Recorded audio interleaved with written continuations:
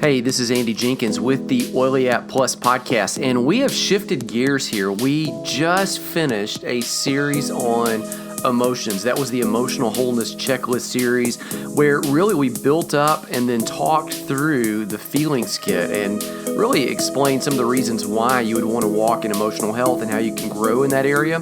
I want to shift in now and talk about physical health. And in this series, we're going to talk about the ketogenic diet. It is a high-fat, low-carb eating plan.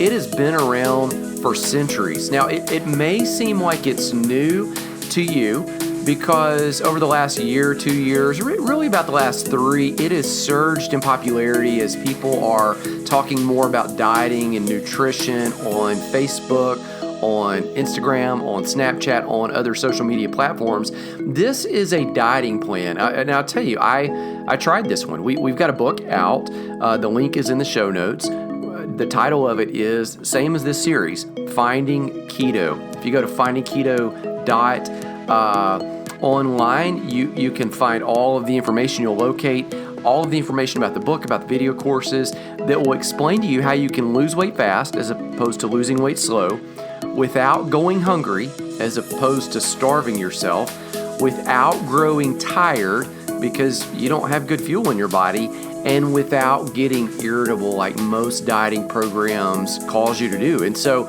really that's just kind of the subtitle of that whole book there is you'll be able to lose weight without going hungry, without growing tired, without getting irritable. You'll be able to do it quickly in a healthy way. And in this series, we're really breaking that down. And even though a nutrition plan isn't necessarily Young Living Essential Oil specific, I tell you this, so often when we come to the world of Young Living, we've got to realize that it is a component. It is part of total health. You can't just wipe an essential oil on your body or diffuse it in the air or drop it in your hot tea or water. You can't just do that and then expect to reach maximum total health. It is part of that. And in the series, we'll talk about some of the key supplements that you need to lean into, some of them that I would recommend, some of them that Dr. Jim Bob, Ernie, some of the others on the Oily App team use regularly. But in this series, we want to step back and say, hey, if you've been in essential oil world for a while and you're struggling with weight, no shame. Let us give you a tool or resource that you can integrate into everything else that you're already doing. This one will be super simple. You can make this work anywhere, everywhere, without all these tricky, stringent things that you can do, can't do. Anyway, I'm going to talk with you from firsthand experience about a plan that will work. Okay, a lot of weight loss programs don't. Keto works with your body's need for fats, enabling you to melt the fat off your body, all while having more energy, thinking more clearly, enriching your mood. It works with your body's natural nutrient needs. It facilitates fast, rapid, healthy weight loss. Again, allowing you to not grow hungry, not grow tired, not get irritable. It's backed by science and real-world experience. This series is going to outline all of that. To go farther and learn more, I would encourage you to go to the video course. It's in Oily App Plus. So if you're a member of that, grab hold of that video or just grab hold of the book and launch right there into further study on your own. Here's an episode from a video course where we talked. I pulled the audio for you, and I'll be back at the end. Let me tell you how a ketogenic diet works. Here's the basis that you need to understand is all calories are not created equal, okay? Just kind of repeat that in your head.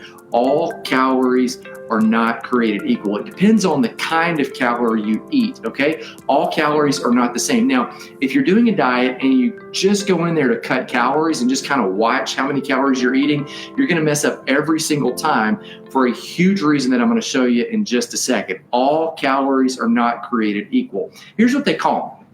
Okay, I told you that there's 5 different kinds of nutritional fuel that you can get. I told you that in the first video. So let me tell you two of them that we're not going to talk about because they're so inconsequential. One of them is ketones itself. Your brain actually prefers ketones as its fuel, and your brain will burn 500 to 600 calories per day, like just keeping you alive, running your metabolism, running your thoughts, running your body processes, 500 calories a day just by your brain. Your brain prefers ketones. Ketones are a byproduct that's released in your body when you burn fat. So that's where the name of the ketogenic diet comes from. And that's why people test their blood, or some of them even test their urine, because you can test the amount of ketones in either one. And when the ketones rise, that means that your body is burning fat. So that's the ketones. That's where the name ketogenic diet comes from. Okay, so ketones are one source of fuel. Alcohol is another one. But it's not good fuel, right? I mean, it makes you feel good, but it's not good nutrition. So throw that one out. Here's three that you can eat that your body can actually do something with. Fats, carbohydrates, protein. Okay, 3 fats, carbohydrates, protein. Just kind of say that in your head: fats, carbohydrates, protein. 3 fats, carbohydrates, protein. Nutritionists call these macros, M-A-C-R-O-S, macros. I need to get like Jim Bob and just get me a notepad or something. And just because here's what Jim Bob would do. He would like have a notepad. He would have this thing already written on Sharpie, and he'd say like right there, macros. I just did that. That's a shout out to Jim Bob. There's 3 macros: fats, carbohydrates, protein. Okay, based on what it is, it tells your body, and your body has already decided, here's what I'm going to do with that kind of macro. So your body's always going to do the same thing with the fat macro. Your body's always going to do the same thing with the protein macro. Your body's always going to do the same thing with a carbohydrate macro, okay? You can think about it like this. Some of you that do all these shortcuts on your computer, or you do these text replacement things, or you kind of get your hashtags in there like on a those are macros. Your computer runs off of macros. So anytime you do a shortcut, computer guys and tech girls call those macros because it's a short command that when it comes into the computer automatically runs a certain program, whether it's launches the browser, shuts down something, or fills in a sentence, or fills in a form, or whatever. A macro is a short thing that tells the computer what to do. In the same way, nutritional macros are short kinds of calories that tell your body exactly what to do when they're introduced into the operating system. Okay? So here's what happens every time that you get carbohydrates into the body system, okay? They go in, your body instantly lets some of that sugar, because all carbohydrates act like a sugar, except for fiber. So starch acts like a sugar. Sugar acts like a sugar. Carbs. So that means, like, get this, like, grasp the reality of this. This is a Pop-Tart, okay? This is high in carbs, okay? So, which is a sugar. So this is going to do the same thing in your body as, I don't have a soda here, but if I did, this is crackers. These are high in carbs. So, because it says right there, like total carbohydrates, 10 grams of carbohydrates, like that's a lot for 3 crackers because nobody eats 3. So that means 10 grams of sugar, so what carbohydrate is, for 3 crackers. Okay, this Pop-Tart, a whole Pop-Tart is 37 grams for one Pop-Tart, one pastry. Okay, so my kids eat 2 at a time, but let's just say the one. So you can have one Pop-Tart, or you can have like 7 crackers. Your body's going to do the exact same thing with it because it's running off that macro, that kind of macro carbohydrate. Sugar, starch, they all act the same. Okay, so your body's going to do the same thing. Some fruits are actually high in sugar. So you go look at bananas, man, loaded with carbohydrates. So your body's going to interpret that a lot like it does a Snickers bar. Okay, yogurt, high in carbohydrate, that's a sugar. It's going to do exactly what that Pop-Tart does. It's going to do exactly what those crackers do, exactly what that banana does. So lots of tricky things if you're just counting calories. So here's what happens when you get a carbohydrate comes in. no matter if that carbohydrate, because it's the macro, doesn't matter what the food looks like, doesn't matter if it looks like a banana, doesn't matter if it looks like a corn, doesn't matter if it looks like sweet potatoes, you might as well eat a Pop-Tart. Doesn't matter what it's shaped like, what it looks like on the table. When it goes in, your body already has the command of what to do with the macros. So here's what it's going to do. First of all, you're going to get a hit. Like there's going to be some glucose. That's the sugar. That's the form of sugar when it gets in your blood. It's going to give you a little bit of a surge. And you can have about close to like a teaspoon. I'm just going to look and see if I have a spoon. I don't. I've got a stainless steel straw. But you can take about a teaspoon of blood, not even that much, in your blood system, of sugar in your blood system. That's going to give you that kind of little lift. And then your body has insulin. Insulin tells your cells to unlock and to open up. Insulin's like a key that lets your cells open up and to let sugar go into those cells. And it tells your body to keep it there, because what it's going to do is it's going to try to burn that sugar first. And it tells your body to start storing fat and burn the sugar first, because fat is safer in your body long term than sugar is. Make sense? Okay. So anytime you eat a carbohydrate, your body has got the command to start burning sugar and start storing fat, is the quick way to say that. Okay. Protein. What does protein do? Well, your body will initially use some protein. Your body needs protein for fuel. Most people don't need as much protein as they actually think they do, but your body will start burning the protein for fuel. And then the overage of protein actually glows into this. It's this tricky phrase called gluconeogenesis. Okay. Glucose newly created. Gluconeogenesis. Glucose newly created. It actually converts extra protein into glucose, which is sugar, which then it starts to try to burn and tells your body to store fat. So even eating too much protein can result in more fat. Sometimes people ask about sodas. Well, sodas here, this will explain this. Sodas are fructose, which is like a tricky kind of a carb. It's a little bit different than glucose. Whereas glucose normally goes to your liver and is processed and all this, fructose just goes straight to your love handles. Fructose goes straight to convert to fat. So the bottom line is carbs, anytime you eat those carbs, your body's going to take a little bit for instant quick energy. Your body's going to tell itself to start storing a little bit of sugar in the cells. By the way, you can hold, like sometimes your legs, they'll feel a little bloated, or your arms will feel a little bloated depending on what you've been eating. Your muscles can hold about 1,000 calories of that carbohydrate stores, so that you have that energy that you might think of as on-demand energy, but it's not really on-demand energy. It's just kind of there that you'll burn through before you actually start burning through fat. Okay, so the tricky thing about this is, if you're just counting calories, you're going to be steering towards eating more carbohydrates. And you might think, well, I'm going to stay away from stuff that looks bad. So I'm going to stay away from the Snickers bar. I'm going to go for the banana. I'm going to stay away from the Snickers bar. I'm going to eat the crackers. I'm going to stay away from, the Little Debbie snack cakes. And I'm going to go veer towards sweet potatoes. I'm going to stay away from Little Debbie. I'm going to eat apples, which a lot of times have a lot of sugar, depending on the kind of apple. But again, it's a carbohydrate. So you're looking at what the calorie count is. Carbohydrate-based foods tend to have lower numbers of calories. In fact, if you go get a nutrition label, get another one. Nutrition label right there. If you look on the nutrition label, it's going to tell you like how many calories per gram are there. Every carbohydrate is always going to have 4 calories per gram.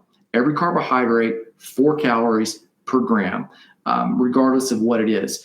Every protein, 4 calories per gram. So chicken, 4 calories per gram. Now, when you start adding the breading and the flour, that's sugar, that's carbohydrate, that's going to kind of, add more stuff to it. 4 calories per gram. Here's the trick. Fats, 9 calories per gram. So again, because we have that aversion to the word fat, and because we have the aversion towards higher numbers of calories. If you look at a steak, it's going to look like it has more calories. Because you do that, if you're doing a calorie count only, it's going to steer you in the wrong direction, and you're going to start steering towards what are going to be high carbohydrate, lower calorie count foods. But you got to remember, what happens when your body eats those is determined on the kind of calorie it is, not what the food looks like when it's on your table. Hopefully that makes sense to you, okay? We talk about more detail of it in the Finding Keto book right here. So let me give you maybe kind of why all of this matters. Your body runs off of this, I would call it a worst in, first out scenario, okay? Worst in, first out. So some of you that are in office work, you kind of know like this filing of worst in, first out type thing. So if there's sugar in your bloodstream, your body is going to get rid of the sugar first. It's going to burn the sugar, store the fat. And then it's going to move on to other things. It's going to move on to protein. It's going to move on to fat last, because fat is the safest thing that you can store in your body in terms of, fat causes all kinds of issues. I get that. It causes health issues. It causes you to have more blood vessels. And so you got like an extra mile of blood vessels for every extra couple pounds of fat that you have, taxes your body system, all of that. But nobody's ever overdosed by having extra fat in them. You can overdose from having too much alcohol in your bloodstream. So your body's going to get rid of that first, and then it'll burn the sugar. You can die from having too much sugar. Like too much sugar in your bloodstream is actually lethal. So that's why your body lets a little bit in and then starts storing it in the cells and starting to get it. So worst in, first out. Here's why that matters, is because if there's sugar in your bloodstream, which all carbohydrates act like sugar because of that macro. So if there's sugar in your bloodstream, your body is going to work off the assumption of burn sugar, store fat. Like the command that your body has is burn sugar, store fat, burn sugar, store fat. If there is no sugar in your bloodstream though, initially, if you're used to it, you're going to feel this little bit of like a crash. But then your body is going to switch gears. It's almost like you got two engines that you can run off. You can run off of a sugar engine, or you can run off of a fat burning engine. Okay. And if you're on the sugar engine, your body's going to burn sugar. And then when it's out of sugar, you're going to crave more sugar. You're going to crave a cracker. You're going to, in the middle of the afternoon, you're going to crave a Snickers bar. You're going to crave some bread. You're going to crave a bagel. You're going to crave orange juice is loaded in sugar. You're going to crave that. And then your body's going to crash again, and you're going to crave more, and you're never going to swap over, because your body's going to be working off this sugar. And you're when you get to that lag of where your body's trying to swap over to the other engine to start burning fat, you're going to feel that hunger, and you're going to launch back into get more fuel now because I'm crashing. And what your body's really doing is not saying I'm hungry. It's not saying I'm out of fuel. It's saying like, I don't have a quick source of energy right now, because again, the command of carbohydrates is burn sugar, store fat. Now, if there is no sugar to burn, what your body's going to do is within about a day or two, it's going to figure out, wait, hey, we've got another fuel source here. And this is how keto works. We've got another fuel source that's like right here, readily available in our body. So you don't starve, you eat. In fact, you eat until you're full. But because there's no sugar there, your body automatically starts burning through the calories of the fat you've eaten, because your body now doesn't have this command to burn sugar and then all of a sudden crash and reach for more sugar. It burns through the fat that you've eaten, and then automatically starts burning through the fat that's on your body that's stored. Your body doesn't care if it's fat that you ate an hour ago, or if it's fats meaning like I'll give you some foods that are high in fats in the next couple of videos. It doesn't matter if it was fats that you ate that were in the steak that you ate this afternoon, those calories. It doesn't matter if it's fat that's stored on your love handles that you got in college 20 years ago. It doesn't matter if it's fat that's on your thighs. The average adult is carrying around about 130,000 to 135,000 extra calories stored. So you start breaking that down, you can go 3,500 calories per pound. The average adult has about 30 pounds to 35 pounds of fuel right on them, readily available to burn. Here's the trick though. if you continue eating high fat and enough protein, not too much protein, because remember, if you eat too much protein, then that command goes to gluconeogenesis, glucose newly created, and then it treats it like a sugar. If you continue eating the right amount of fat, the right amount of protein, and in the book we spell it out. I'll put a graphic up that'll tell you exactly how many based on grams. It comes out to be about 20 grams, basically 5% of your diet-ish. Carbohydrates, 10 to 20%. Protein, the rest fat. Guacamole, fat. Nuts, fat. Great foods that you can get in fats. I'll list them all for you in a subsequent video. But if you do that, then your body is going to burn through that fat and it's not going to crave sugar. A lot of times people say, well, I need the quick energy boost. I need the sugar boost. Like I need the rush because I'm an athlete. No, you don't need that. If you're an elite athlete, goodness, I was talking to a guy, Jim Goodyear. A lot of you guys know him. He has a high intake of carbs, but he's basically like a semi-pro cyclist that's going to use those carbs on demand. You, me, we don't need the carbs, because even as much as I'm going to run, as much as you're going to do, even doing CrossFit and some of the other things that some of you guys do, you're not going to use that kind of demand because you're not world class. Like you're not going to go sprint out like that and burn through that stuff that much. So the way to turn your body into a fat burner is to, as we round out this video, is to stop eating the sugar, which we would all agree that's a good thing. But sugar comes in all forms of carbohydrates. If it's a carbohydrate, with the exception of a fiber, if it's a carbohydrate, meaning it's a starch or it's a sugar, then your body has the same command every time. And it's going to tell your body to burn the sugar, store the fat, okay? Come back in the next video. In the next video, I'm going to give you 6 benefits of keto beyond weight loss. 6 benefits beyond tapping into all the fat reserves that you have and letting your body burn through those rather than burning quick through sugar and then reaching for more sugar, and then your body continuing to store fat, okay? I'll see you guys back in about 60 seconds. 6 benefits beyond weight loss.